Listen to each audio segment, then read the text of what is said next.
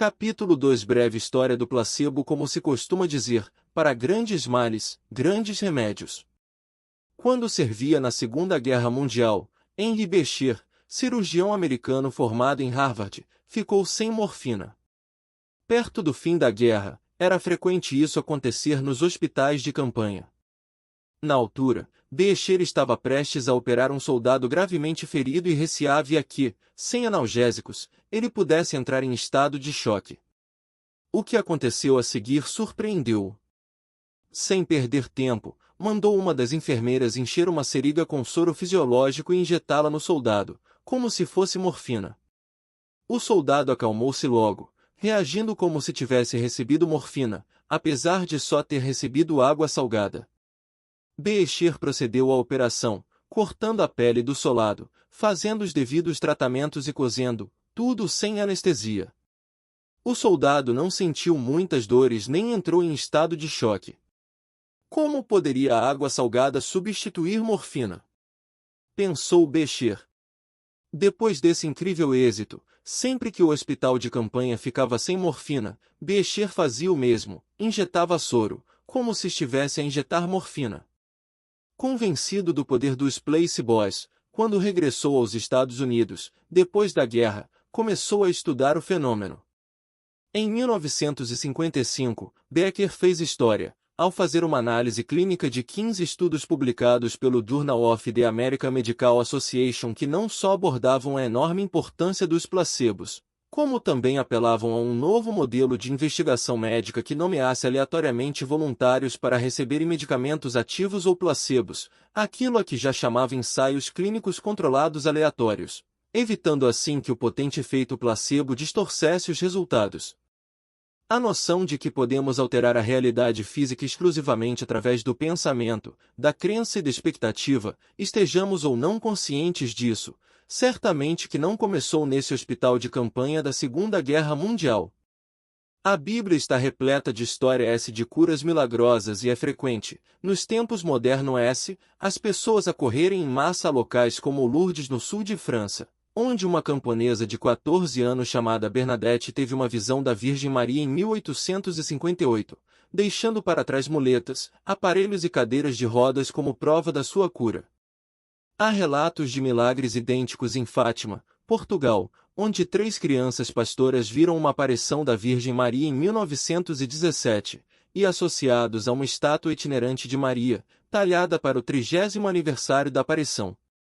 A estátua foi baseada na descrição feita pela criança mais velha que, na época, já se tornara freira, e foi abençoada pelo Papa Pio XII, antes de ser enviada para o mundo. A cura pela fé não se limita, de forma alguma, à tradição cristã. O falecido guru indiano Satya Sai Baba, considerado por muitos como um avatar, a manifestação de uma divindade, era famoso por manifestar uma cinza sagrada chamada vibhuti nas palmas das mãos. Disse que, consumida ou aplicada como unguento na pele, essa fina cinza curava muitos males físicos, mentais e espirituais. Disse também que os lamas tibetanos têm poderes de cura, sendo possível tratar os doentes com o hálito.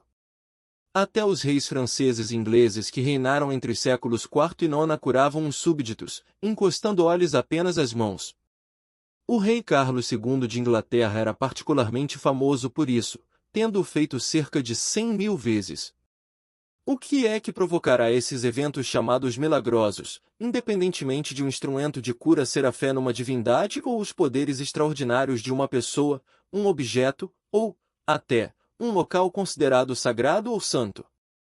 Através de que processo podem a fé e a crença produzir esses efeitos tão profundos? Poderá a forma como atribuímos significado a um ritual, seja ele rezar o terço, esfregar um pouco de cinza sagrada na pele ou tomar um novo fármaco milagroso receitado por um médico de confiança, contribuir para o fenômeno do placebo? O que é que no estado mental interior das pessoas que recebem essas curas foi influenciado ou alterado por determinadas condições do ambiente exterior, uma pessoa, local ou coisa no momento certo, a ponto de um novo estado mental daí resultante produzir mudanças físicas reais? Do magnetismo à hipnose na década de 1770, o médico vienense Franz Anton Mesmer ganhou uma boa reputação ao desenvolver e demonstrar o que na época se considerava ser um modelo médico de cura milagrosa. A partir de uma ideia de Sir Isaac Newton acerca do efeito da gravidade planetária sobre o corpo humano, Mesmer começou a crer que o corpo continha um fluido invisível que poderia ser manipulado para curar as pessoas, recorrendo a uma força que chamava magnetismo animal. A sua técnica consistia em pedir aos pacientes que fixassem atentamente os olhos dele, antes de passar ímãs sobre os seus corpos para dirigir e equilibrar esse fluido magnético. Posteriormente, descobriu que podia produzir o mesmo efeito só com as mãos, sem os ímãs. Pouco depois do início de cada sessão, os pacientes começavam a tremer e a contorcer-se, com convulsões que Mesmer considerava terapêuticas. O médico continuava a equilibrar-lhes os fluidos até eles acalmarem. Utilizava essa técnica para curar diversas maleitas, desde perturbações graves como paralisia e distúrbios convulsivos, a dificuldades menores, como problemas menstruais e hemorroidas.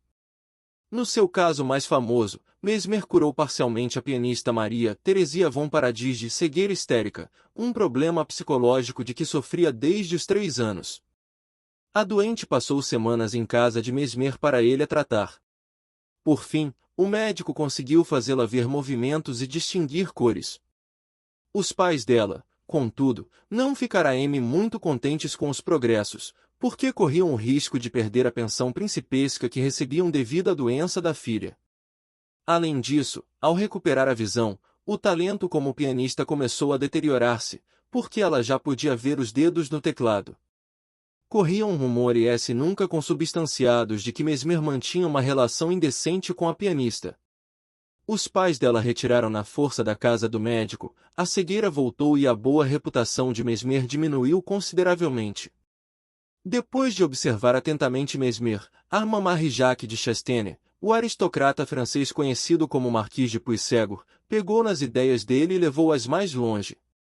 Puységur induzia a um profundo estado de transe a que chamava sonambulismo magnético, idêntico ao sonambulismo, em que os sujeitos acediam a pensamentos profundos e até intuitivos sobre a própria saúde e a saúde dos outros. Nesse estado, ficavam extremamente suscetíveis a sugestões e cumpriam ordens, mas não se lembravam de nada do que tinham feito, depois de despertarem. Enquanto Mesmer pensava que era o profissional que exercia poder sobre o sujeito, Puységur acreditava que era o pensamento do sujeito que exercia poder sobre o próprio corpo, orientado pelo praticante. Talvez tenha sido uma das primeiras tentativas de exploração terapêutica da relação corpo-mente. Na primeira década de 1800, o cirurgião escocês James Bride levou a ideia do fascínio ainda mais longe, desenvolvendo um conceito a que chamou neurohipnose, aquilo a que atualmente chamamos hipnose. Bride passou a interessar-se pelo tema quando, em certa ocasião, chegou atrasado a uma consulta e deu com o paciente calmamente sentado, a fitar, fascinado, a chama de um candeeiro a petróleo.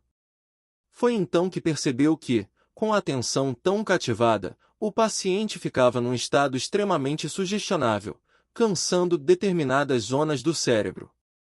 Depois de muitas experiências, Bride aprendeu a fazer com que os seus sujeitos se concentrassem numa única ideia, enquanto fitavam um objeto, entrando numa espécie de estado de transe em que ele acreditava poder curar-lhes problemas de saúde, incluindo artrite reumatoide crônica, incapacidades sensoriais e diferentes complicações resultantes de lesões na coluna vertebral e de infarte. O livro de Bride intitulado Neurohipnology narra muitos dos seus êxitos em pormenor, entre eles a cura de uma mulher de 33 anos com as pernas paralisadas e de outra de 54 anos com problemas de pele e intensas cefaleias. Foi então que o estimado neurologista francês Jean-Martin Charcot interferiu no trabalho de Bride, afirmando que só os doentes de histeria, que considerava ser um distúrbio neurológico hereditário e irreversível, conseguiam entrar nesse tipo de estado de transe. Utilizava a hipnose não para curar os pacientes, mas para estudar os seus sintomas. Por fim, um médico rival de Charcot, chamado Hippolyte Bernin, da Universidade de Nancy, começou a insistir em que a suscetibilidade à sugestão tão vital na prática da hipnose não se restringia apenas aos histéricos, sendo natural em todos os seres humanos. Bernin implantava ideias nos seus sujeitos, dizendo-lhes que, quando acordassem do transe, se sentiriam melhor e sem sintomas. Assim, servia-se do poder da sugestão como ferramenta terapêutica. O trabalho de Bernheim ainda chegou à primeira década do século XX. Muito embora cada um deles tivesse enfoques e técnicas diferentes, todos esses primeiros exploradores do poder da sugestão ajudaram centenas e centenas de pessoas a curar uma ampla variedade de problemas físicos e mentais. Alteram o que pensarem sobre as maleitas e as respectivas formas de expressão corporal. Nas duas primeiras grandes guerras, os médicos militares, e nomeadamente, o psiquiatra militar Benjamin Simon utilizaram o conceito de sugestão hipnótica, de que falarei mais adiante, para ajudar os soldados retornados que sofriam do trauma que começou por ser chamado de neurose de guerra, mas que passou a ser conhecido como perturbação de estresse pós-traumático, PTSD. Esses veteranos tinham vivido experiências de guerra tão horríveis que muitos se tinham deixado entorpecer intencionalmente pelas emoções para se protegerem, desenvolvido amnésia em relação aos acontecimentos mais horrendos ou, pior ainda, reviviam constantemente essas experiências em flashbacks, condições que podem provocar doenças físicas induzidas pelo estresse. Simon e os seus colegas consideravam a hipnose extremamente útil para ajudar os veteranos a enfrentar os seus traumas e a lidar com eles, impedindo-os de se traduzirem em ansiedade e problemas físicos, como náuseas, hipertensão e outros problemas cardiovasculares ou, até, depressão imunitária. À semelhança dos médicos do século anterior, os médicos militares que utilizavam a hipnose ajudaram os pacientes a alterar os seus padrões de pensamento para se restabelecerem e recuperarem a saúde mental e física. Essas técnicas de hipnose tiveram tanto êxito que os médicos civis começaram a interessar-se pelo poder da sugestão, embora muitos não chegassem a induzir o estado de transe nos pacientes e optassem por lhes dar ocasionalmente comprimidos de açúcar e outros placebos, assegurando-lhes que esses medicamentos lhes fariam bem. Muitos pacientes melhoravam efetivamente, reagindo à sugestão como os soldados feridos de Becher haviam reagido à crença de que estavam a receber injeções de morfina. Tratava-se, aliás, da era de Becher, depois de este ter escrito seu estudo revolucionário de 1955 apelando à utilização de ensaios clínicos controlados e aleatórios com placebos para testar fármacos. O placebo passou a ser parte integrante da investigação médica. As ideias de Becher ficaram bem assentes. Inicialmente, os investigadores esperavam que o grupo de controle de um ensaio, o grupo que tomava o placebo, permanecesse neutro e que as comparações com o grupo que se encontrava a tomar o tratamento ativo demonstrasse a eficácia deste. Porém, em muitos ensaios, os participantes do grupo de controle apresentavam claras melhorias, por si só e devido à expectativa e à crença de estarem a tomar um fármaco ou a receber um tratamento que os ajudaria. O placebo em si poderia ser inerte, mas o efeito não era de modo algum inerte e essas crenças e expectativas revelavam-se extremamente poderosas. Desse modo, para que os dados pudessem ser verdadeiramente significativos, esse efeito teria de ser comprovado de alguma forma. Para isso, e acedendo ao pedido de Becher, os investigadores fizeram dos ensaios duplos cegos aleatórios a norma, nomeando aleatoriamente sujeitos dos dois grupos para receberem tratamento ativo ou de placebo e certificando-se de que nenhum dos intervenientes, sujeitos ou investigadores, soubesse quem tomava o quê. Assim, os dois grupos poderiam ter sujeitos a receber o placebo e nenhum dos investigadores teria a possibilidade de tratar os dois grupos distintamente. Atualmente, já se fazem ensaios triplos cegos, o que significa que a informação sobre quem toma o que fica inacessível até ao fim do estudo não só para os participantes e os investigadores, mas também para os estatísticos que analisam os dados. Explorar o efeito nocebo. Claro que há sempre o reverso da medalha. Embora o poder da sugestão captasse mais atenção devido ao seu potencial de cura, também se tornou evidente que poderia ser utilizado para prejudicar. As práticas como os feitiços e maldições do voodoo eram bem ilustrativas do lado negativo do poder da sugestão. Na década de 40, Walter Bradford Cannon, fisiólogo de Harvard, que, em 1932, cunhara o termo luta ou fuga, estudo a máxima reação nocebo, um fenômeno a que chamou morte por voodoo. Cannon analisou uma série de relatos anedóticos de pessoas com a firme crença cultural do poder dos feiticeiros curandeiros ou padres de voodoo que tinham adoecido ou morrido subitamente, sem sofrerem aparentes lesões, envenenamento ou infecções, depois de terem sido alvo de um feitiço ou de uma maldição.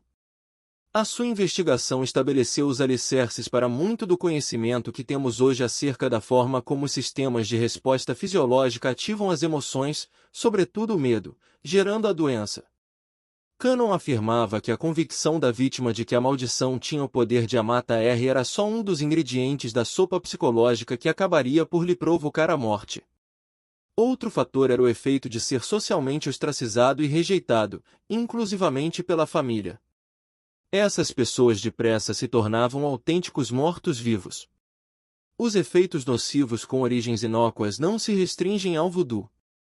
Nos anos 60, os cientistas cunharam o termo nocebo, farei mal em latim, por oposição a agradarei, a tradução latina de placebo, para se referirem a uma substância inerte que provoca um efeito nocivo, simplesmente por alguém acreditar que lhe faça mal ou espere mesmo que isso aconteça.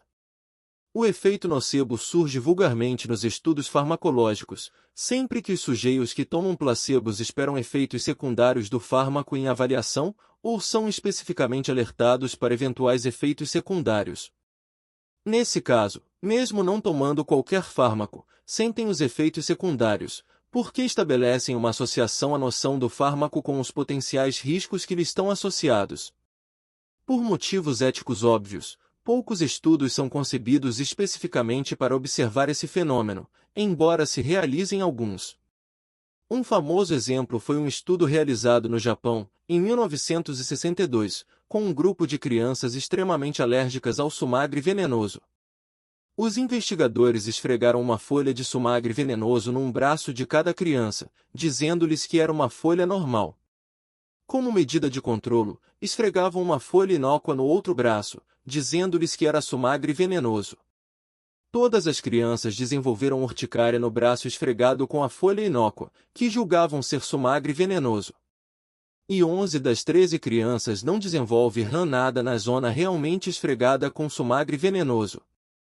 Foi uma descoberta espantosa. Como podiam crianças altamente alérgicas a sumagre venenoso não desenvolver urticária ao estarem em contato com a planta? E como podiam desenvolver urticária em contato com uma folha totalmente inócua? A nova noção de que a folha não era nociva dominou-lhes a memória e a convicção de serem alérgicas, tornando a planta inócua. E o inverso também ocorreu na segunda parte da experiência, o pensamento tornou uma folha inócua tóxica. Em ambos os casos, tudo indica que os corpos das crianças respondiam instantaneamente a uma nova mente. Neste caso, poderíamos dizer que, em certa medida, as crianças se libertaram da futura expectativa de reação física à folha tóxica, baseada nas suas experiências passadas de alergia.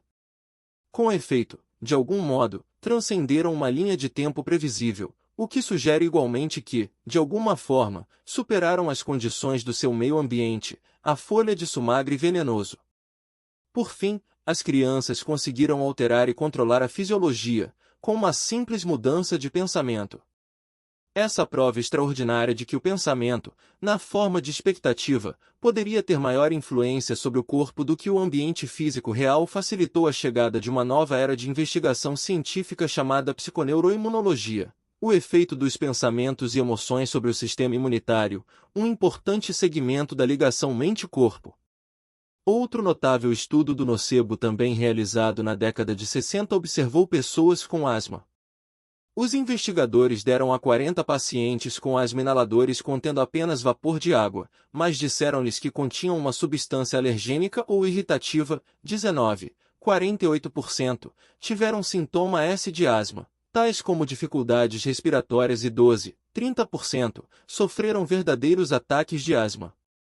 Em seguida, os investigadores deram aos sujeitos inaladores, dizendo-lhes que continham um medicamento que aliviaria os sintomas e todos eles sentiram as vias respiratórias expandir, embora, mais uma vez, os inaladores só contivessem vapor de água. Nas duas situações, provocaram os sintomas de asma e, depois, revertê-los dramaticamente, os pacientes só respondiam à sugestão, ao pensamento que os investigadores lhes tinham implantado na mente que cumpriu à risca o papel que eles esperavam. Quando julgavam ter inalado um produto nocivo, eram negativamente afetados, e quando julgavam ter recebido um medicamento, melhoravam, e esses pensamentos superaram o ambiente e a realidade.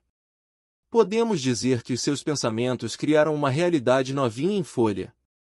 O que diz isso sobre as crenças que temos e os pensamentos que formulamos todos os dias?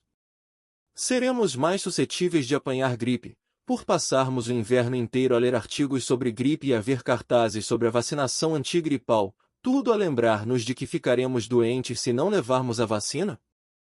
Será possível que só o facto de vermos uma pessoa com sintomas semelhantes aos da gripe nos faz adoecer, por pensarmos como as crianças no estudo do sumagre venenoso que desenvolveram urticária com a folha inerte, ou por pensarmos como os asmáticos que sofreram reações bronquíacas violentas depois de inalarem simples vapor de água?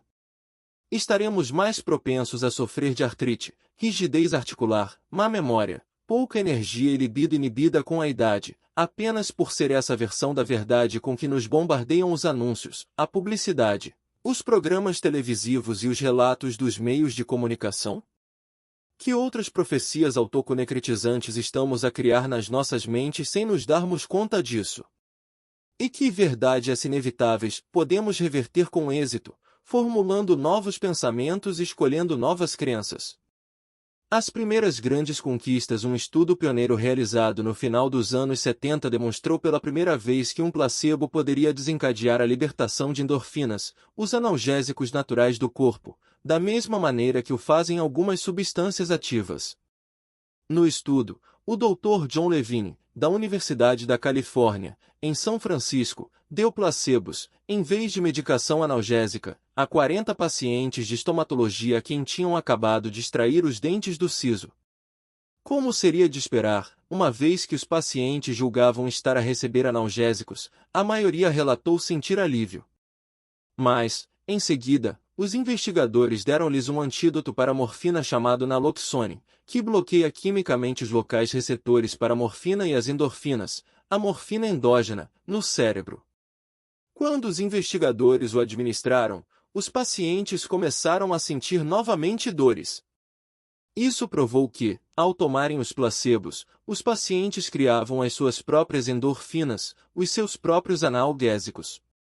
Esta descoberta foi um marco na investigação do placebo, porque mostrou que o alívio sentido pelos sujeitos do estudo teve origem na mente e se refletiu no corpo, no estado de ser. Se o corpo humano pode funcionar como a sua própria farmácia, produzindo os seus próprios analgésicos, então, não poderá ser igualmente capaz de dispensar outros fármacos naturais quando necessário, a partir da infinita mistura de substâncias químicas e combinações de cura que acolhe, fármacos que funcionam como os que os médicos receitam ou, até, melhor? Um outro estudo realizado nos anos 70 pelo Dr. Robert Adair, na Universidade de Rochester, trouxe uma fascinante nova dimensão ao debate em torno do placebo, o elemento do condicionamento. Noção celebrizada pelo psicólogo russo Ivan Pavlov, o condicionamento consiste na associação de uma coisa a outra. Os cães de Pavlov associavam o som da campainha à comida, depois de Pavlov ter começado a tocar uma campainha, todos os dias, antes de os alimentar. Com o tempo, os cães ficaram condicionados e passaram a salivar automaticamente com a expectativa de uma refeição, assim que ouviam uma campainha tocar. Com este tipo de condicionamento, os seus corpos ficaram treinados para responder fisiologicamente a um novo estímulo no ambiente, neste caso, a campainha, mesmo sem a presença do estímulo original que suscitava a resposta, a comida. Poderíamos, então, dizer que na resposta condicionada, o corpo ativa um programa subconsciente. Falarei melhor sobre isso nos próximos capítulos, que se sobrepõe à mente consciente e assume o controle. Desse modo, o corpo fica efetivamente condicionado a tornar-se a mente, porque o pensamento consciente deixa de ter todo o controle. No caso de Pavlov, os cães passavam repetidamente pelo processo de serem expostos, primeiro, ao aroma, à visão e ao sabor da comida, e, depois, ao som de uma campainha. Com o tempo, bastava ouvirem o som da campainha para alterarem automaticamente de estado químico e fisiológico, sem pensarem conscientemente nisso. O seu sistema nervoso autônomo, o sistema subconsciente do corpo que funciona sem a nossa tomada de consciência, passou a dominar. Assim, o condicionamento cria mudanças interas subconscientes no corpo, associando memórias passadas à expectativa de efeitos internos, aquilo a que chamamos memória associativa, até ocorrerem os resultados esperados ou previstos. Quanto maior for o nosso condicionamento, menor será o nosso controle consciente sobre esses processos e mais automática será a nossa programação subconsciente. Adair começou por tentar estudar a duração dessas respostas. Para tal, deu a cobaias água adoçada com sacarina, a qual adicionou um fármaco chamado ciclofosfamida, que provoca dores de estômago. Condicionando as cobaias a associar o sabor doce da água à dor nas entranhas, esperava que elas não tardassem a rejeitar a água adocicada. A sua intenção era ver quanto tempo continuariam a rejeitar a água, para poder medir a duração da resposta condicionada à água adoçada. Mas Adair não sabia a partida que a ciclofosfamida também deprime o sistema imunológico e ficou surpreendido ao ver as suas cobaias morrerem inesperadamente com infecções bacteriológicas e virais. Mudando de estratégia na investigação, continuou a dar às cobaias água com sacarina, alimentando-as à força com um conta-gotas, mas sem ciclofosfamida. Embora já não recebessem o fármaco imunodepressor, as cobaias continuaram a morrer com infecções, enquanto o grupo de controlo, que só receberá a água adoçada, continuava bem de saúde. Em parceria com o imunologista, o Dr. Nicholas Cohen, da Universidade de Rochester, Adair descobriu ainda que quando as cobaias tinham sido condicionadas a associar o sabor da água adoçada com o efeito do fármaco imunodepressor, a associação fora tão forte que o simples facto de beber água adoçada produzia o mesmo efeito fisiológico que o fármaco, dizendo ao sistema nervoso para deprimir o sistema imunitário. À semelhança do que acontecerá a Sanlonde, que conhecemos no capítulo 1, as cobaias de Adair morreram única e exclusivamente por causa dos seus pensamentos. Os investigadores começavam a constatar que a mente era claramente capaz de ativar subconscientemente o corpo com um poder que nunca poderiam ter imaginado. O Ocidente une-se ao Oriente por esta altura. A prática oriental da meditação transcendental, MT, ensinada pelo guru indiano Maharishi Mahesh Yogi, já tinha sido adotada nos Estados Unidos, promovida pela entusiástica participação de várias celebridades, a começar pelos Beatles nos anos 60. O objetivo desta técnica em que se aquieta a mente, repetindo um mantra em 2 sessões diárias de 20 minutos de meditação, é o esclarecimento espiritual. Mas a prática captou a atenção de Herbert Benson, cardiologista de Harvard, que quis descobrir de que forma é que ela poderia reduzir o estresse e minorar os fatores de risco para a doença cardíaca. Desmistificando o processo, Benson desenvolveu uma técnica semelhante, a que chamou resposta descontraída e que descreveu na obra lançada em 1975 com o mesmo título. Benson verificou que alterando os padrões de pensamento, as pessoas poderiam desativar a resposta do estresse, e assim, reduzir a tensão arterial, normalizar a batida cardíaca e alcançar estados de profundo relaxamento. Embora a meditação consista em manter uma atitude neutra, a verdade é que gera efeitos benéficos, como a vontade de se assumir uma atitude mais positiva que, por sua vez, favorece emoções mais positivas. O caminho fora definido em 1952, quando o ex-ministro Norman Vincent Peale publicou o livro O Poder do Pensamento Positivo, popularizando a noção de que os nossos pensamentos podem ter efeitos reais, negativos e positivos, nas nossas vidas. E foi essa ideia que captou a atenção da comunidade médica em 1976, quando Norman Cousins, analista político e editor, publicou um artigo no New England Journal of Medicine sobre a utilização que fizera do riso para reverter os efeitos de uma doença potencialmente fatal. Cousins também conta a sua história no seu best-seller Anatomy of an Illness, publicado alguns anos depois.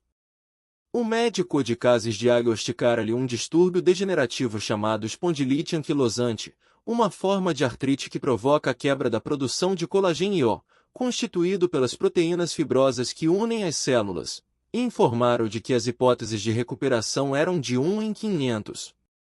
Cousins sofria dores tão fortes e tinha tanta dificuldade em mover os membros que mal conseguia virar-se na cama. Apareciam-lhe nódulos grânulo-SOS sob a pele e, no auge da doença, os maxila-reis ficaram praticamente bloqueados. Convencido de que a doença fora gerada por um persistente estado emocional negativo, convenceu-se de que a poderia reverter, criando um estado emocional positivo. Sem deixar, porém, de consultar o médico, Cousins iniciou um regime de doses maciças de vitamina C e filmes dos irmãos Marx, bem como outros filmes de humor e programas de comédia. Descobriu que 10 minutos a rir às gargalhadas lhe proporcionavam 2 horas de sono sem dores. A certa altura, já estava completamente recuperado. Cousins recuperou-se literalmente a rir. Como? Embora, na época, os cientistas não tivessem como compreender ou explicar uma recuperação tão milagrosa, as investigações mais recentes dizem-nos que o mais provável será terem ocorrido processos epigenéticos. A mudança de atitude de Cousins provocou alterações na química do seu corpo que, por sua vez, alterou o estado interior, permitindo-lhe programar novos genes de diferentes formas. Ele simplesmente infrarregulou, ou desativou, os genes que lhe provocavam a doença e suprarregulou, ou ativou, os genes responsáveis pela sua recuperação. Explicarei detalhadamente o processo de ativação e desativação dos genes nos próximos capítulos. Muitos anos depois, as investigações do Dr. Keiko Hayashi, da Universidade de Tsukuba, no Japão, apresentaram os mesmos resultados. Nesse estudo, os pacientes diabéticos que viam um programa de comédia de 1 hora suprarregularam um total de 39 genes, 14 dos quais relacionados com as atividades das células exterminadoras naturais. Embora nenhum desses genes estivesse diretamente implicado na regulação da glicose no sangue, os níveis de glicemia dos pacientes revelaram-se mais controlados do que depois de terem estado a ouvir uma palestra sobre diabetes no outro dia. Os investigadores deduziram que o ato de rir influencia muito esses genes implicados na resposta imunitária que, por sua vez, contribuíra para um melhor controlo da glicose no sangue. A emoção elevada desencadeada pelos cérebros dos pacientes ativava as variações genéticas que ativavam as células exterminadoras naturais, e de alguma forma, melhorava a resposta da regulação da glicose, provavelmente em conjunto com muitos outros efeitos benéficos. Tal como Cousins disse acerca dos placebos, em 1979, o processo não funciona pelo facto de os comprimidos terem um qualquer ingrediente mágico, mas porque o corpo humano é o seu melhor farmacêutico e as receitas mais eficazes são as que o próprio corpo prescreve. Inspirado pela experiência de Cousins e já com o fármaco alternativo mente-corpo em plena ação, Bernie Siegel, cirurgião da Universidade de Yale, começou a tentar perceber por que razão alguns dos seus pacientes oncológicos com poucas hipóteses de sobrevivência acabavam por superar a doença, enquanto outros com melhores hipóteses acabavam por morrer. O trabalho de Siegel definiu os sobreviventes oncológicos em termos gerais como pacientes com um espírito lutador e determinado, concluindo que não existiam doenças incuráveis, só pacientes incuráveis. Siegel também começou a escrever sobre a esperança como poderosa força de cura e sobre o amor incondicional com a sua farmácia natural de elixires como o melhor estimulante para o sistema imunitário. Os placebos superam os antidepressivos. A profusão de novos antidepressivos que surgiram por volta do final dos anos 80, princípios dos anos 90, originaram uma controvérsia que acabaria, embora não imediatamente, por tornar os placebos mais dignos de respeito. Ao estudar uma meta-análise de 1998 que reuniu estudos publicados sobre os fármacos antidepressivos, o psicólogo Irving Kirsch, na altura da Universidade do Connecticut, ficou chocado com a constatação de que, em 19 ensaios clínicos duplo-cego aleatórios com mais de 2.300 pacientes, uma grande parte das melhorias não se devia aos fármacos antidepressivos mas sim ao placebo. Kirsch decidiu servir-se da legislação Freedom of Information Act 4 para aceder aos dados dos ensaios clínicos não publicados conduzidos pelos fabricantes dos fármacos que, por lei, tinham de ser transmitidos à Food and Drug Administration 5.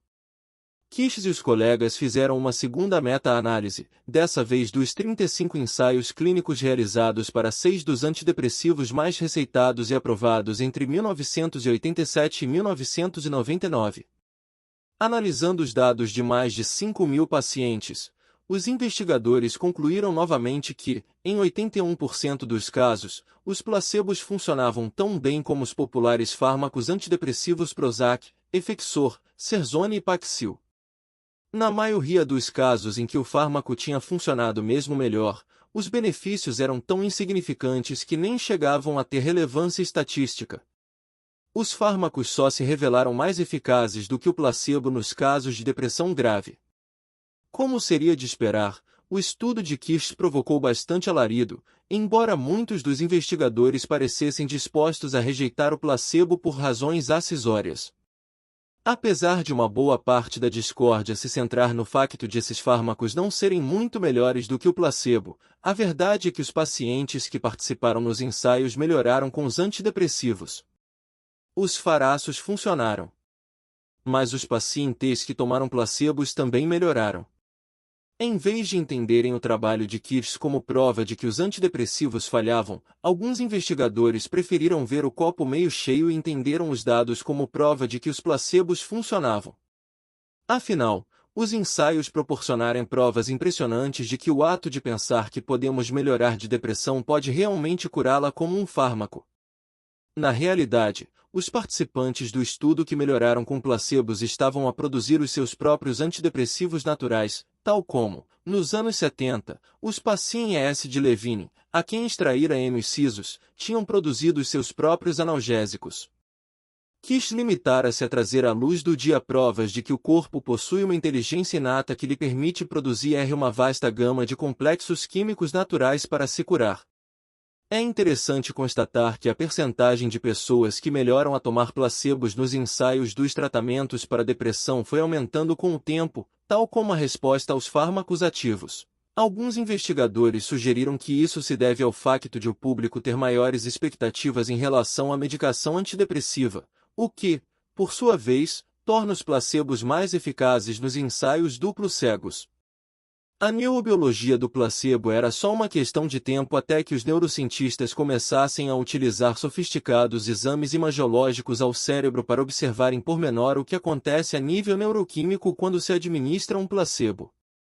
Um exemplo é um estudo realizado em 2001 com pacientes de Parkinson que recuperaram capacidades motoras depois de receberem uma injeção de soro fisiológico que julgavam ser de medicação, descrito no capítulo 1. O investigador italiano Fabrizio Benedetti, pioneiro na investigação do placebo, realizou um estudo idêntico da doença de Parkinson alguns anos depois, em que se conseguiu demonstrar pela primeira vez o efeito do placebo em determinados neurônios. Os seus estudos exploraram não só a neurobiologia da expectativa, como no caso dos doentes de Parkinson, mas também a neurobiologia funcionar com o condicionamento clássico, o que Adair conseguirá brevemente vislumbrar anos antes com as suas cobaias indispostas. Numa experiência, Benedetti deu aos sujeitos o fármaco sumatriptan para estimular a hormona de crescimento e inibir a secreção de cortisol, mas, a certa altura, sem os pacientes saberem, começou a substituí-lo por um placebo. O investigador concluiu que, nos exames de imagiologia, o cérebro dos pacientes continuava a ativar-se nos mesmos locais em que se ativava quando eles tomavam sumatriptan, o que provava que o cérebro produzia efetivamente por si só a mesma substância, neste caso, a hormona de crescimento.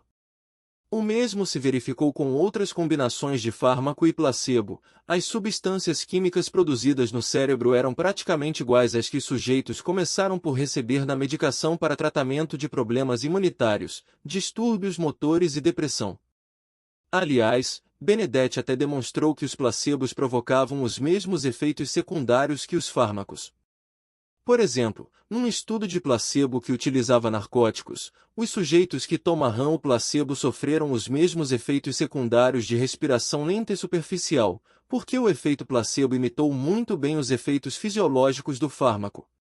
Em bom rigor, o nosso corpo é efetivamente capaz de criar um vasto leque de substâncias químicas que nos podem curar, proteger da dor, ajudar a dormir profundamente, melhorar o sistema imunitário, fazer sentir prazer e, até, encorajar a apaixonar-nos. Pense no seguinte: se um determinado gene que já se tem expressado, fazendo-nos produzir determinadas substâncias químicas em dada altura da vida, entretanto tenha sido desativado, devido a um problema de estresse ou a uma doença, levando-nos a deixar de as produzir, talvez seja possível ativar novamente esse gene, porque o corpo já sabe como fazer. Não saia daí, para conhecer as investigações que o comprovam. Observemos esse processo.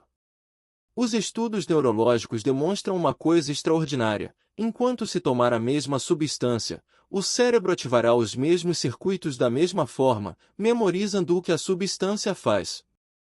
A pessoa facilmente fica condicionada ao efeito de um comprimido ou de uma injeção específicos, por os associar a uma mudança interna que lhe é familiar por experiência. Em virtude desse tipo de condicionamento, o placebo ativa os mesmos circuitos integrados que o fármaco ativaria. Uma memória associativa suscita um programa subconsciente que estabelece uma ligação entre o comprimido ou a injeção e a alteração hormonal no organismo. Então, o programa pede automaticamente ao corpo que produza as substâncias químicas idênticas às do fármaco. Não é espantoso? As investigações de Benedetti esclarecem ainda outra questão: diferentes tipos de tratamento com placebo funcionam melhor com diferentes objetivos. Por exemplo, no estudo do sumatriptan, as sugestões verbais iniciais de que o placebo funcionaria em nada afetaram a produção da hormona de crescimento. Se utilizarmos os placebos para provocar respostas psicológicas inconscientes pela memória associativa, como, por exemplo, a secreção de hormonas ou a alteração do funcionamento do sistema imunitário, precisamos do condicionamento. Mas, se utilizarmos placebos para alterar respostas mais conscientes, tais como o alívio da dor ou da depressão, basta uma simples sugestão ou expectativa.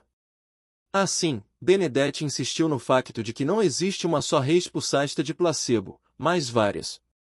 O domínio da mente sobre a matéria. Em 2010, a investigação do placebo registrou uma extraordinária reviravolta com um estudo piloto conduzido por Ted Kaptchuk, da Universidade de Harvard, demonstrando que os placebos funcionavam até quando as pessoas sabiam que estavam a tomar um placebo. No estudo, Kaptchuk e colegas deram um placebo a 40 pacientes com síndrome de cólon irritável, ICE. Cada um recebeu um frasco cujo rótulo dizia claramente comprimidos de placebo, e foi informado de que este continha comprimidos de placebo feitos com uma substância inerte, como açúcar, com resultados comprovados noutros estudos clínicos, nomeadamente a melhoria dos sintomas da ICE, através de processos de autocura mente-corpo. O grupo de controlo consistia em 40 pacientes com ICE que não receberam comprimidos. Passadas 3 semanas, o grupo que tomava os placebos relatou 2 vezes mais alívio dos sintomas do que o grupo sem tratamento, diferença que Kaptchuk referiu ser comparável ao desempenho dos melhores fármacos reais para o tratamento toda a ICE. Esses pacientes não tinham sido induzidos a curar-se com base numa ilusão. Sabiam muito bem que não estavam a receber qualquer medicação, tendo ouvido a sugestão de que os placebos poderiam aliviar os sintomas e acreditado num resultado independente da causa, os corpos foram influenciados a fazer com que os placebos funcionassem. Entretanto, uma versão paralela dos estudos que avalia o efeito da atitude, das percepções e das crenças abre caminho na atual investigação mente-corpo, demonstrando que algo aparentemente tão concreto como o benefício físico do exercício pode ser afetado pela crença. Um estudo realizado pelas psicólogas Alia Crum e Ellen Langer, da Universidade de Harvard, em 2007, com a participação de 84 camareiras de hotel é um exemplo perfeito. No início do estudo, nenhuma das camareiras tinha conhecimento de que as funções que desempenhavam no seu emprego excediam as recomendações da Direção-Geral de Saúde para uma prática diária de exercício físico saudável, 30 minutos. Aliás, 67% das mulheres disseram às investigadoras que não praticavam exercício físico regularmente e 37% disseram que não praticavam nenhum tipo de exercício físico. Depois da avaliação inicial, Crum e Langer dividiram as camareiras em 2 grupos. Ao primeiro, explicaram não só a relação entre a atividade que praticavam e o número de calorias que queimavam, mas também que praticavam exercício físico mais do que suficiente só no cumprimento das suas funções laborais. Ao segundo grupo, camareiras que não trabalhavam nos mesmos hotéis onde trabalhavam as do primeiro grupo e que, portanto, não poderiam obter nenhum benefício em termos de informação, não explicaram nada. Um mês depois, as investigadoras concluíram que o primeiro grupo registrara reduções de peso numa média de 900 gramas, de percentagem de gordura corpórea L, e de tensão sistólica, numa média de 10 pontos. Muito embora as camareiras não tivessem praticado exercício físico adicional, fora do local de trabalho, nem altera dos hábitos alimentares. O outro grupo, que cumpria as mesmas funções que o primeiro, não registrou praticamente nenhuma alteração. Essa investigação fazia eco de outra anterior, realizada no Quebec, onde um grupo de 48 jovens adultos participou num programa de 10 semanas em que praticava exercício físico aeróbico 3 vezes por semana, em sessões de 90 minutos. O grupo foi dividido em dois. A primeira metade de sujeito S, os instrutores disseram que o estudo visava especificamente melhorar as suas capacidades aeróbicas e o bem-estar psicológico. A segunda metade, que constituía o grupo de controlo, referiram apenas os benefícios físicos da aeróbica. No fim das 10 semanas, os investigadores concluíram que ambos os grupos tinham aumentado as capacidades aeróbicas, mas que, ao contrário do grupo de controlo, os sujeitos do teste também tinham registrado um aumento significativo da autoestima, uma medida do bem-estar. Tal como demonstram estes estudos, a nossa tomada de consciência por si só pode produzir efeitos físicos significativos no corpo e na saúde. O que sabemos, a linguagem utilizada para definir o que iremos sentir e a forma como atribuímos significado às explicações que nos dão afetam a nossa intenção, e quanto mais forte for a nossa intenção em relação ao que fazemos, melhores serão os resultados. Em suma, quanto mais aprender sobre o que e o porquê, mais fácil e eficaz se tornará o como. A minha esperança é de que este livro faça o mesmo por si. Quanto mais souber o que faz e por que o faz, melhores resultados tenderá a obter. Também atribuímos significado a fatores mais subtis, tais como a cor dos medicamentos que tomamos e a quantidade de comprimidos que ingerimos, como demonstra um estudo mais antigo mais clássico da Universidade de Cincinnati. Nesse estudo, os investigadores deram a 57 estudantes de medicina uma ou duas cápsulas cor-de-rosa ou azuis, todas inertes, embora informassem os alunos de que as cápsulas cor-de-rosa eram estimulantes e as azuis, sedativos. Os investigadores relataram o seguinte: 2 cápsulas produziram mais mudanças visíveis do que uma e as azuis estavam associadas a mais efeitos sedativos do que as cor-de-rosa. Com efeito, os estudantes consideraram as cápsulas azuis 2,5 vezes mais eficazes como sedativos do que as cor-de-rosa, apesar de todas as cápsulas serem placebos. Investigações mais recentes demonstram que as crenças e percepções também podem afetar as taxas de desempenho mental em testes normalizados. Num estudo realizado no Canadá em 2006, 220 estudantes femininas leram relatórios falsos dizendo que os homens tinham mais 5% de vantagem sobre as mulheres em matemática. O grupo foi dividido em 2 partes. Uma leu que a vantagem derivava de fatores genéticos recém-descobertos e a outra, que resultava do facto de os professores do primeiro ciclo tenderem a estereotipar os meninos e as meninas. Então, os sujeitos receberam um teste de matemática. As mulheres a quem fora dada a informação de que os homens tinham uma vantagem genética obtiveram pontuações mais fracas do que as mulheres a quem fora dito que a vantagem masculina se devia à estereotipagem. Por outras palavras, impulsionadas a pensar que a sua desvantagem era inevitável, as mulheres funcionavam como se de facto estivessem em desvantagem. Um efeito semelhante foi documentado com estudantes afro-americanos, conhecidos por terem piores classificações do que os brancos tanto nos testes de vocabulário, leitura e matemática, como no Scholastic Aptitude Test, SAT, 6, mesmo sem a intervenção do fator socioeconômico. Na verdade, o estudante negro médio obtém resultados 70% a 80% inferiores aos dos estudantes brancos da mesma idade, nos testes padronizados.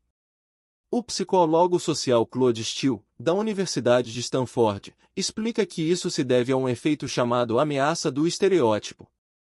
As suas pesquisas indicam que os estudantes que pertencem a grupos negativamente estereotipados demonstram pior desempenho se estiverem convencidos de que serão avaliados à luz desse estereótipo do que se não sentirem esse tipo de pressão. No estudo pioneiro de Steele, conduzido com Joshua Aronson, os investigadores deram uma série de testes de raciocínio verbal a estudantes do segundo ano de Stanford. Uns receberam instruções que impulsionavam o estereótipo de que os negros têm piores classificações do que os brancos, dizendo que o teste visava avaliar-lhes as capacidades cognitivas, enquanto os outros foram informados de que o teste não passava de uma ferramenta de pesquisa insignificante.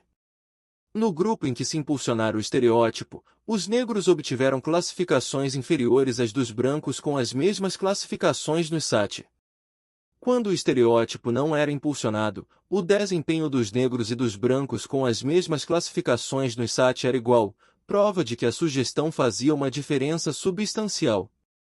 Impulsionar é, essencialmente, quando alguém, algum lugar ou alguma coisa no nosso ambiente, por exemplo, fazer um teste, desencadeia todos os tipos de associações que temos integrados no cérebro. Que as pessoas que classificarão esse teste pensam que os estudantes negros têm piores classificações do que os brancos, levando-nos a agir de determinadas formas, não ter uma classificação tão elevada, sem estarmos cientes do que fazemos.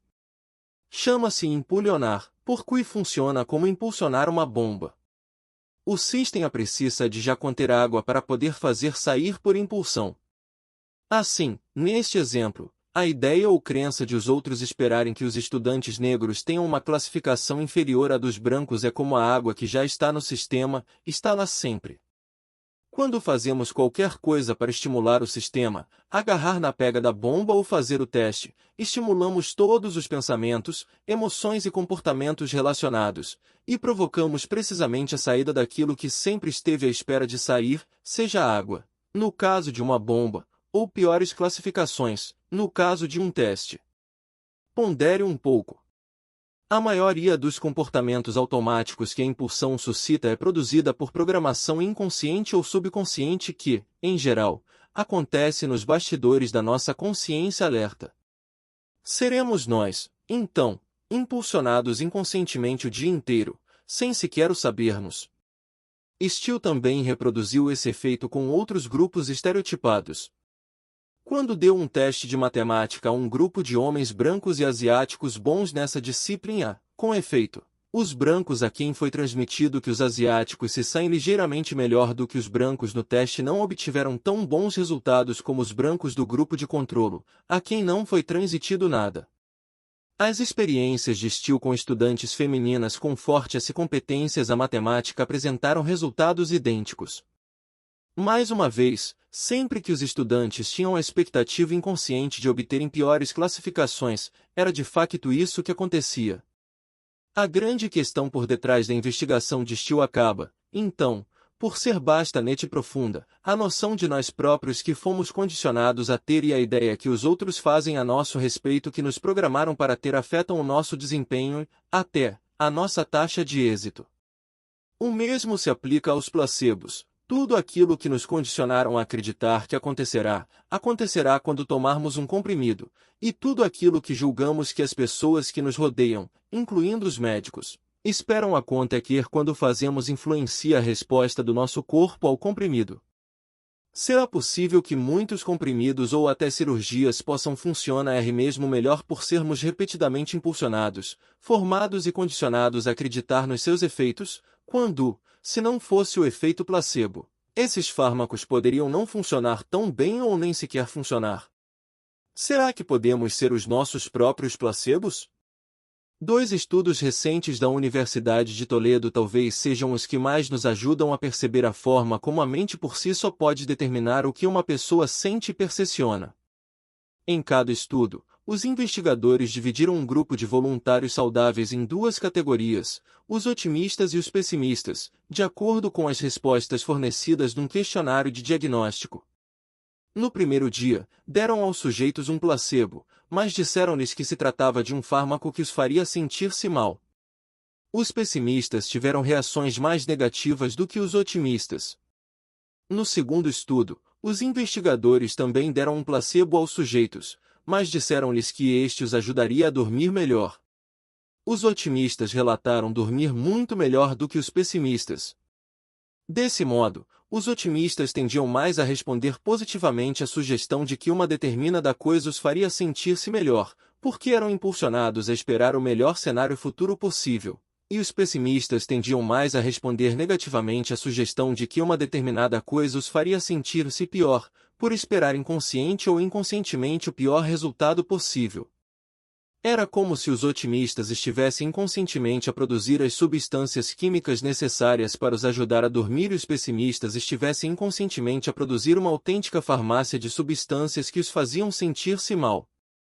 Por outras palavras, no mesmo ambiente, as pessoas com uma mentalidade positiva tendem a gerar situações positivas, enquanto as pessoas com uma mentalidade negativa tendem a gerar situações negativas. É um milagre da nossa própria engenharia biológica deliberada e individual.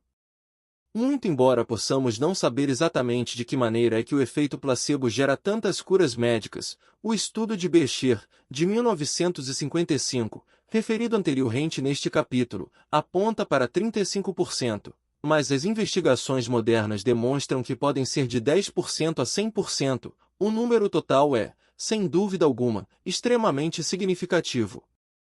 Sabendo isso, devemos perguntar-nos: que percentagem de doenças e maleitas se deverá aos efeitos dos pensamentos negativos no nocebo?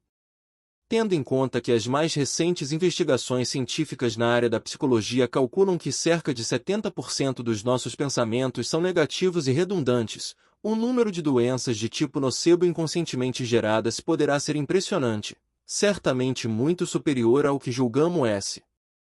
Essa ideia faz muito sentido, dado que tantos problemas mentais, físicos e emocionais parecem surgir do nada. Por mais incrível que nos possa parecer o facto de a mente poder ser assim tão poderosa, a verdade é que as investigações realizadas nas últimas décadas apontam claramente para alguns pontos bem assentes, que o que pensamos é o que sentimos e que, no que respeita à saúde, isso se deve à espantosa farmacopeia que temos no organismo, automática e perfeitamente alinhada com os nossos pensamentos.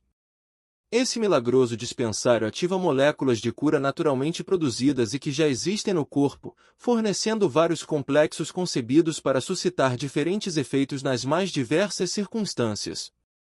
É claro que isto levanta a questão: como é que fazemos isso? Os próximos capítulos expliquem como tudo isso acontece a nível biológico e como pode aplicar essa capacidade inata na criação consciente e intencional da saúde e da vida que deseja. 4. Lei da Liberdade de Informação. M.T.